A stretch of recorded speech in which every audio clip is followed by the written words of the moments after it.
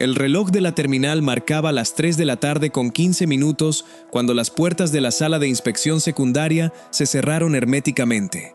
Adentro, el zumbido del aire acondicionado era lo único que rompía el silencio. Frente al agente veterano de aduanas estaban los 8 supuestos médicos internacionales, sudando frío bajo sus impecables batas blancas. El líder del grupo, un hombre de postura rígida y un acento extranjero que intentaba ocultar, golpeó un documento laminado sobre la mesa de acero. Era una carta diplomática de paso rápido, amparada en los protocolos de asistencia humanitaria para emergencias.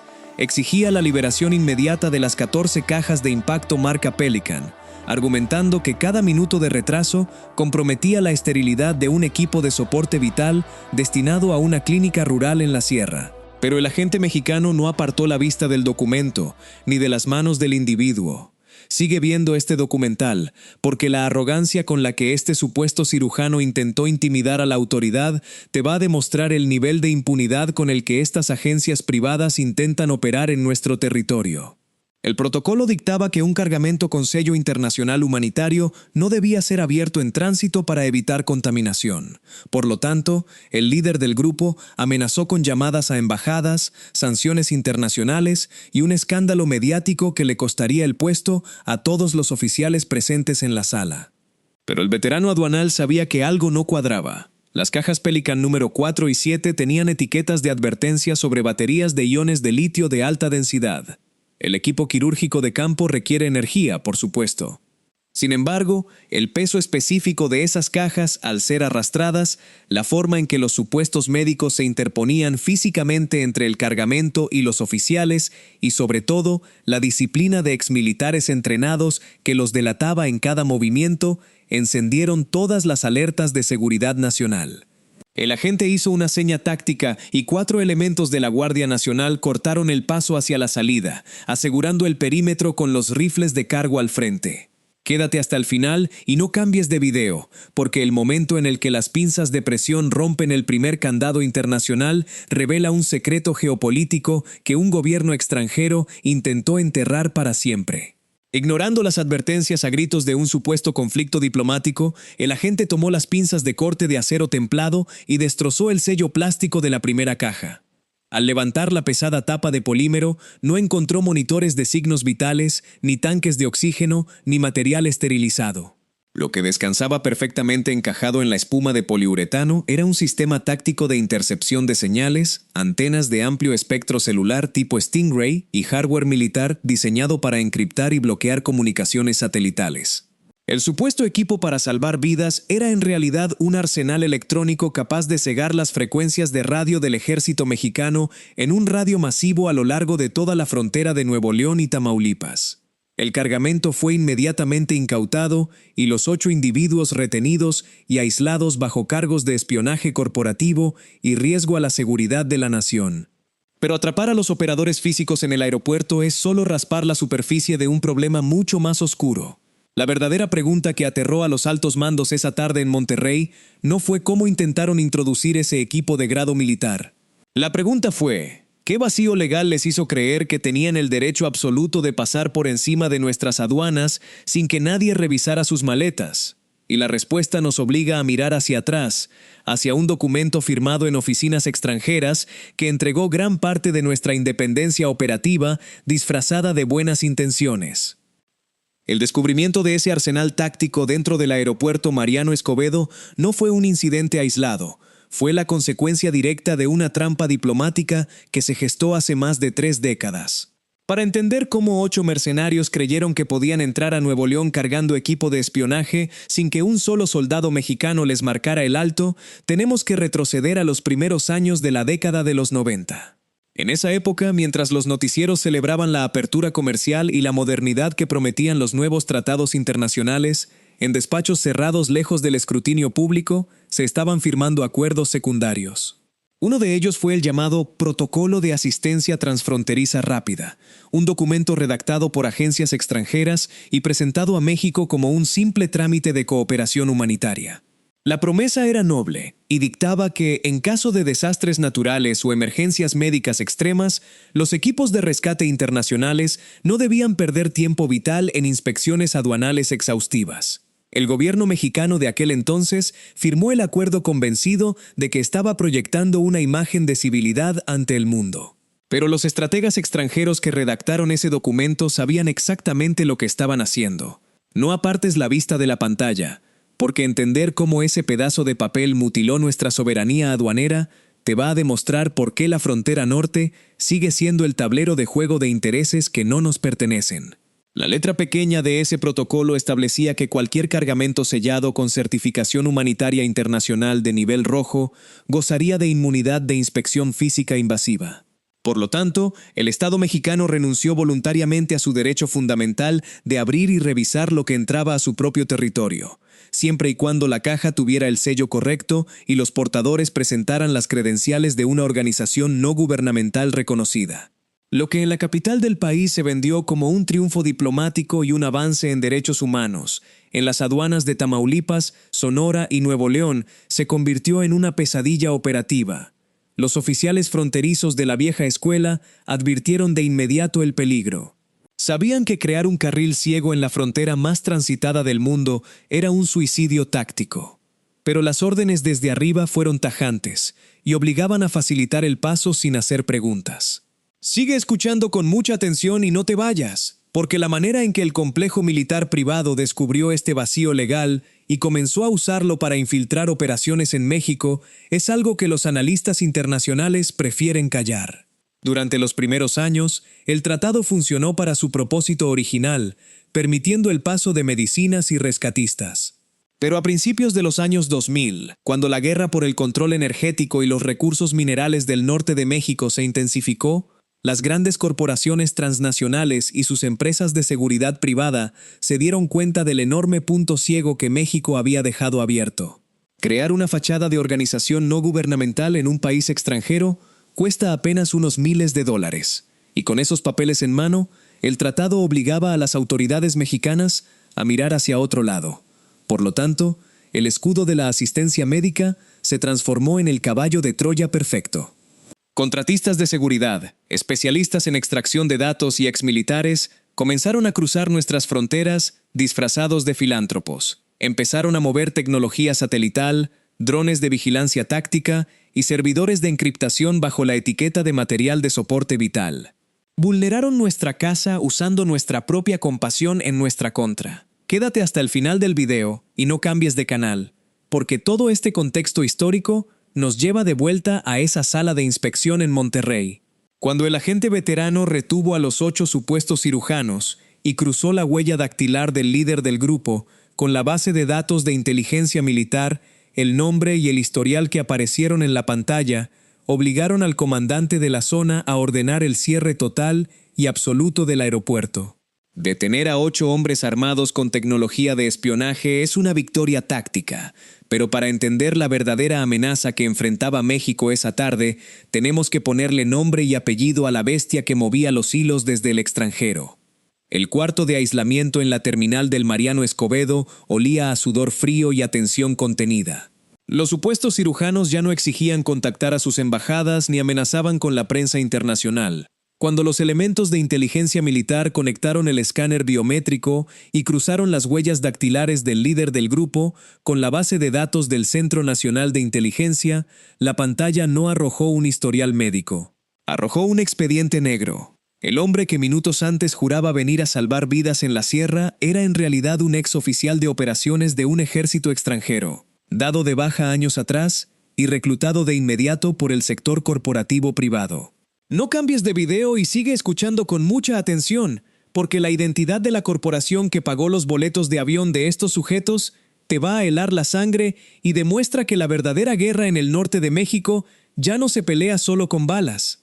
Los 8 detenidos trabajaban bajo contrato exclusivo para una firma transnacional de seguridad privada con sede operativa en Europa y cuentas fiscales intocables en el Caribe. Esta organización en la sombra funciona como el brazo armado y de inteligencia no oficial de gigantes energéticos y corporaciones mineras internacionales que mantienen concesiones masivas en Tamaulipas, Nuevo León y Coahuila. Por lo tanto, su objetivo en territorio mexicano no tenía absolutamente nada que ver con la asistencia médica o la filantropía. Su misión real era establecer un perímetro de silencio electrónico de grado militar. Al desplegar los inhibidores de señal satelital y las antenas Stingray que venían ocultas en las cajas, esta empresa privada iba a crear un escudo de contrainteligencia alrededor de rutas logísticas clave.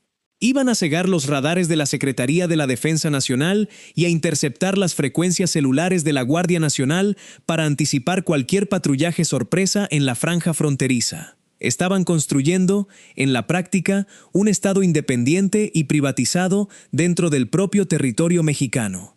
Quédate con nosotros hasta el final, ya que lo que descubrieron los peritos cibernéticos al desencriptar el disco duro de la computadora central de este equipo es algo que ningún noticiero tradicional se atrevió a mencionar por miedo a las represalias corporativas.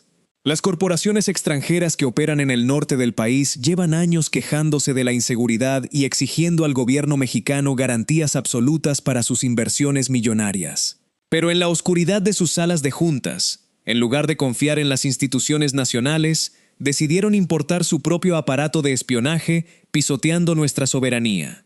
Querían el control total del espacio radioeléctrico, porque en este siglo la información táctica es el recurso más valioso de todos. Saber exactamente dónde están desplegadas las tropas mexicanas en tiempo real les permite mover cargamentos de minerales no declarados, extraer recursos por encima de las cuotas establecidas por la ley y operar al margen de las aduanas terrestres sin ser detectados jamás.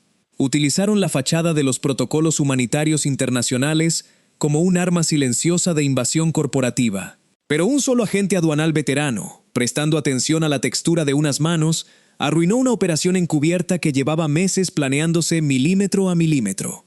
Sin embargo, este grupo de mercenarios cibernéticos no eligió ese martes al azar para intentar infiltrar la aduana de Monterrey. Había una razón estratégica muy específica por la que necesitaban encender esas antenas de intercepción esa misma noche en las montañas de Nuevo León. Una razón directa que involucraba un movimiento militar mexicano de alto nivel que estaba a punto de ocurrir en la región y que ellos tenían la orden estricta de sabotear. Ese martes por la noche, mientras los 8 mercenarios eran interrogados a puerta cerrada en las oficinas de seguridad del aeropuerto de Monterrey, a menos de 70 kilómetros de ahí, en las brechas oscuras de la Sierra Madre Oriental, un convoy de la Secretaría de la Defensa Nacional avanzaba en absoluto silencio.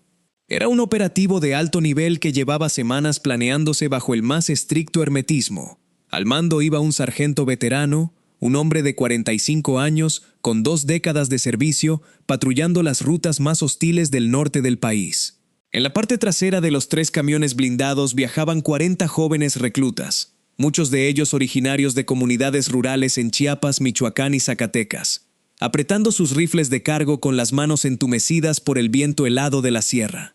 El olor a diésel quemado y el crujir constante de las llantas sobre la grava eran los únicos sonidos en la inmensidad de la noche. Su misión era trasladar información de inteligencia crítica y discos duros incautados que tenían el poder de desmantelar toda una red de financiamiento ilegal que operaba en la región. Dependían por completo de su sistema de comunicación satelital encriptado para recibir alertas tempranas de cualquier emboscada en el camino.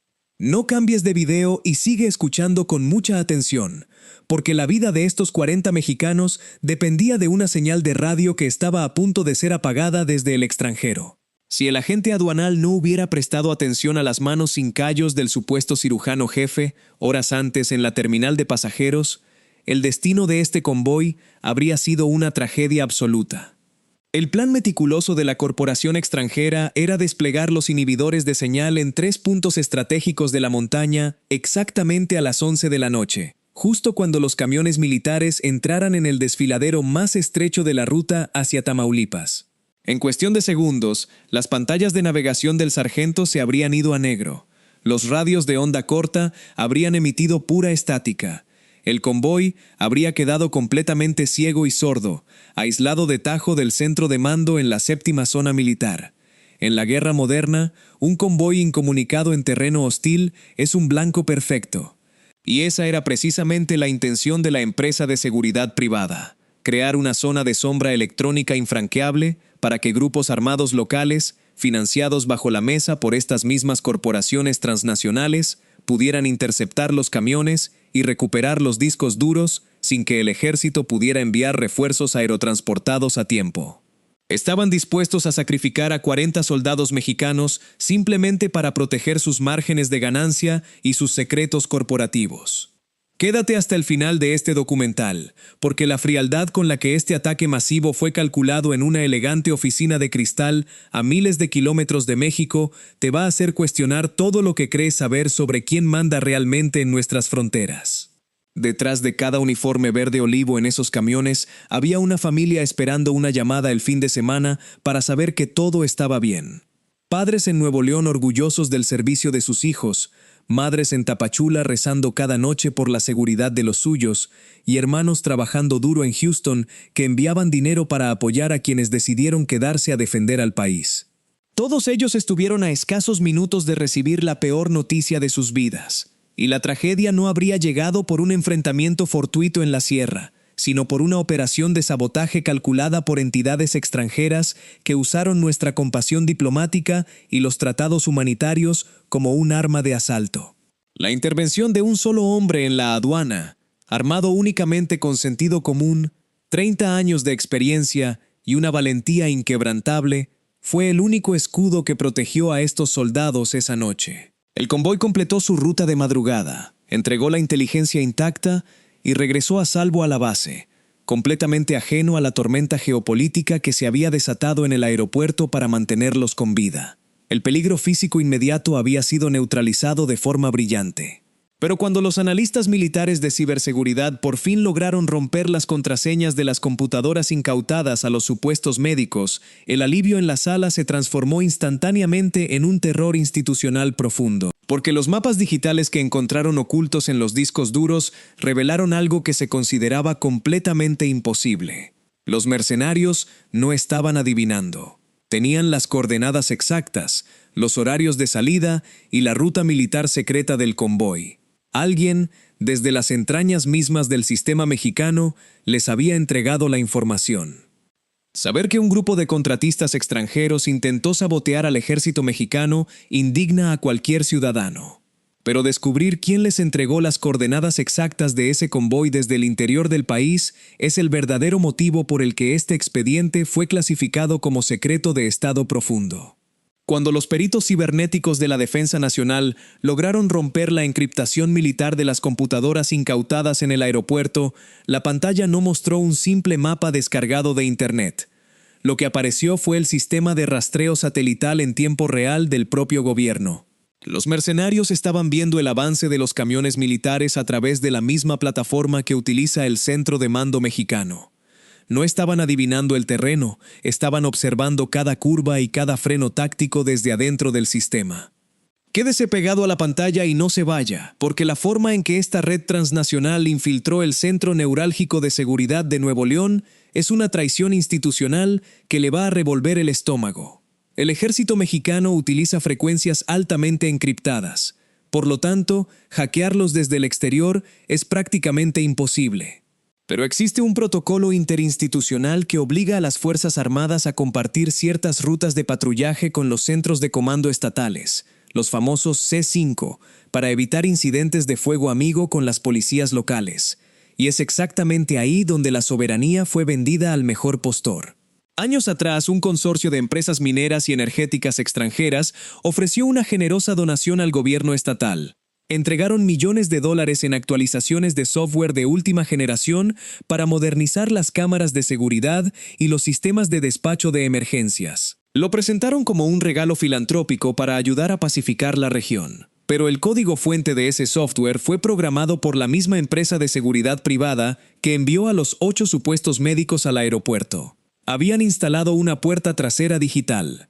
Siga escuchando con mucha atención y no cambie de video, porque la cantidad de dinero que estas empresas intentaban proteger al interceptar ese convoy demuestra que para el corporativismo extranjero, la vida de 40 soldados mexicanos no vale absolutamente nada. Las corporaciones transnacionales no gastan millones de dólares en espionaje por simple curiosidad. Lo hacen porque el botín lo justifica. Los discos duros que el sargento y sus 40 reclutas transportaban por la sierra esa noche de martes contenían auditorías geológicas detalladas y bitácoras financieras encriptadas. Esta inteligencia militar probaba de manera irrefutable que las empresas extranjeras estaban extrayendo minerales de tierras raras y gas natural de la cuenca de Burgos a un volumen 400% mayor al permitido por sus concesiones legales. Estaban saqueando la riqueza del subsuelo mexicano por miles de millones de dólares y sacándola del país a través de trenes de carga privados que nadie revisaba. Si esos discos duros llegaban intactos a la Ciudad de México, el gobierno tendría la evidencia perfecta para cancelar las concesiones de forma definitiva, expulsar a las corporaciones y emitir órdenes de aprehensión internacionales. Por lo tanto, emboscar a los soldados y quemar los camiones no era un acto de guerra al azar. Era una limpieza de evidencia corporativa. No se pierda ni un segundo de lo que sigue, porque la reacción del alto mando militar, al darse cuenta de que estaban siendo vigilados por sus propias cámaras, cambió para siempre las reglas del juego en la frontera norte. El descubrimiento de esta puerta trasera obligó a la Secretaría de la Defensa Nacional a ejecutar una purga tecnológica masiva y silenciosa. No podían confiar en la infraestructura civil. En cuestión de horas, batallones especializados tomaron el control físico de las antenas de transmisión en las zonas clave de Nuevo León y Tamaulipas, desconectando los servidores estatales que habían sido contaminados por el software extranjero. Fue una operación de cirugía táctica para recuperar el control del espacio radioeléctrico que había sido regalado años atrás bajo la fachada de la modernidad. El Estado mexicano dio un golpe de autoridad devastador al neutralizar la amenaza electrónica en el aeropuerto y asegurar la llegada del convoy. Pero atrapar a los peones operativos en Monterrey no significaba que los reyes internacionales se quedarían de brazos cruzados aceptando la derrota. Lo que esta poderosa red corporativa intentó hacer a la mañana siguiente para silenciar de forma definitiva al agente aduanero veterano que arruinó su plan maestro, desató un choque diplomático sin precedentes que puso a prueba la verdadera independencia de México. A la mañana siguiente del operativo fallido en la Sierra, los teléfonos de alta seguridad en la Secretaría de Relaciones Exteriores en la capital del país comenzaron a sonar sin control. Sigue escuchando con mucha atención, porque la venganza diplomática que intentó ejecutar este conglomerado extranjero nos demuestra que el corporativismo internacional no respeta soberanías, solo respeta la fuerza. Los embajadores y agregados comerciales de 3 países distintos solicitaron reuniones de emergencia, exigiendo la liberación inmediata de sus 8 supuestos cirujanos y la devolución íntegra del equipo interceptado en las aduanas de Monterrey.